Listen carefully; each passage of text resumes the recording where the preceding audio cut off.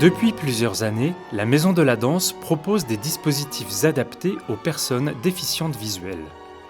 Durant la saison 2024-2025, une série de 5 ateliers de danse et de culture chorégraphique leur ont été proposés avec comme point d'orgue la représentation en audiodescription du spectacle Danse non humaine, conçu par Jérôme Bell et Estelle Zong Mengual.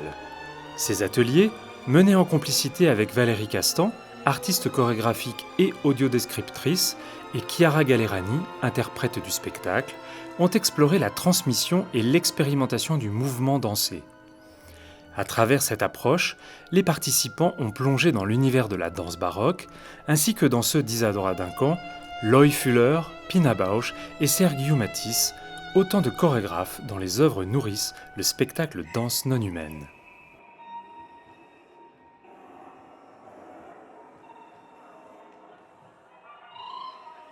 Ouais, mais c'est pas évident parce que c'est pas vraiment de la musique, c'est moi j'appelle ça du son, Oui, du son de la nature.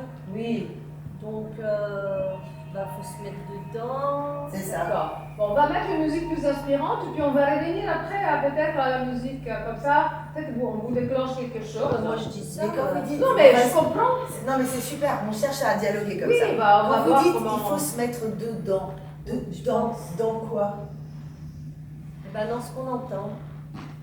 Mon nom est Valérie Castan et j'interviens à la Maison de la Danse depuis quelques années pour décrire des spectacles de danse et spectacles chorégraphiques. Estelle sort avant gauche, se rassoit sur l'escalier. La scène est à nouveau plongée dans l'obscurité. J'ai été danseuse pendant une trentaine d'années, formée au CNDC à Angers. Ensuite, j'ai passé un master à Paris 8. Les rencontres avec des personnes mal et non-voyantes a fait que j'ai voulu décrire des spectacles chorégraphiques.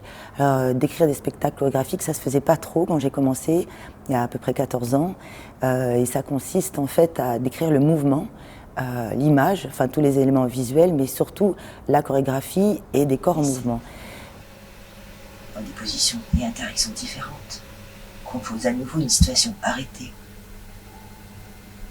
Certains sont couchés sur le flanc, d'autres assis, deux jambes repliées, d'autres à quatre pattes. Et pour pouvoir décrire des corps en mouvement, je me suis dit que peut-être ça serait pas mal pour solliciter ou mettre en place quelque chose qui ressemble à de l'empathie kinesthésique pour les spectatrices, de faire des ateliers. On va la refaire cette danse à partir de cette notion-là de rituel, de venir comme rendre hommage, on pourrait dire ça comme ça. Ça va? Oui. Déblai ce qu'il est seul à voir, d'un côté de l'autre, s'éloigne à pas légers, rythmé de pieds comme décollé de marécage.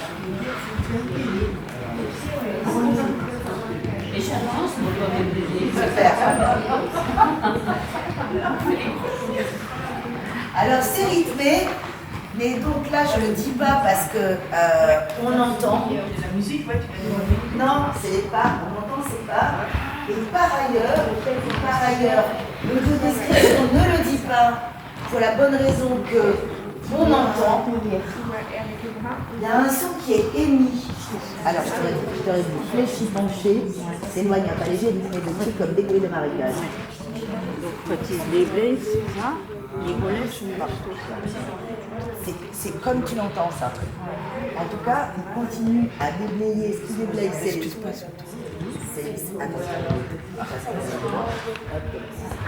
qui déblaye, c'est les ailes et les pattes qui soulèvent. Et c'est comme s'il les sortait du marécage.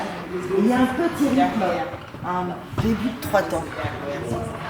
Comment c'était cette fois-ci? Vous avez trouvé des choses, non? C'est différent.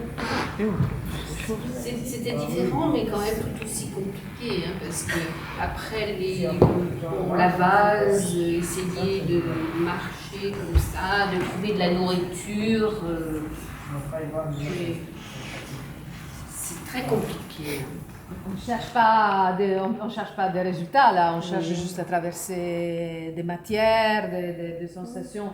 Donc, certaines fois, on ne savait pas trop quoi faire parce que c'était un petit peu, on nous laissait à la découverte carrément du mouvement. Puis petit à petit, avec les instructions, avec ce que nous a dit Chiara et puis l'audiodescriptrice, ben, on est arrivé quand même à faire émerger quelque chose de nous qui nous fait du bien et qui nous a, je pense, rendu plus proches du spectacle.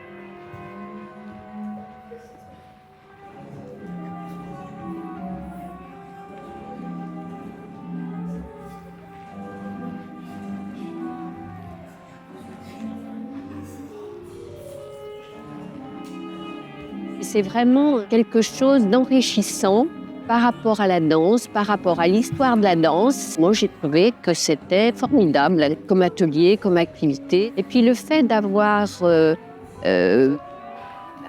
insisté sur le spectacle proprement dit, sur la danse, sur les mouvements, ça nous permet en fait d'intégrer ce que va être le spectacle.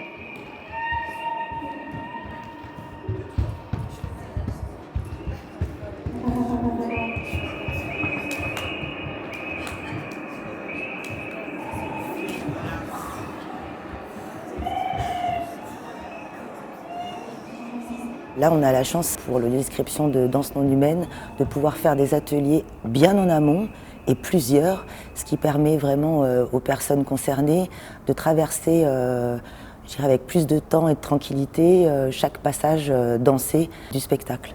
Donc il est fléchi, penché, les ailes grandes ouvertes, les doigts sélectrices. Genre peut-être il se prend un fil électrique, je ne sais pas. Moi, j'ai encore un petit peu de vision. Avec mes petites jumelles, des fois, j'essaye d'être...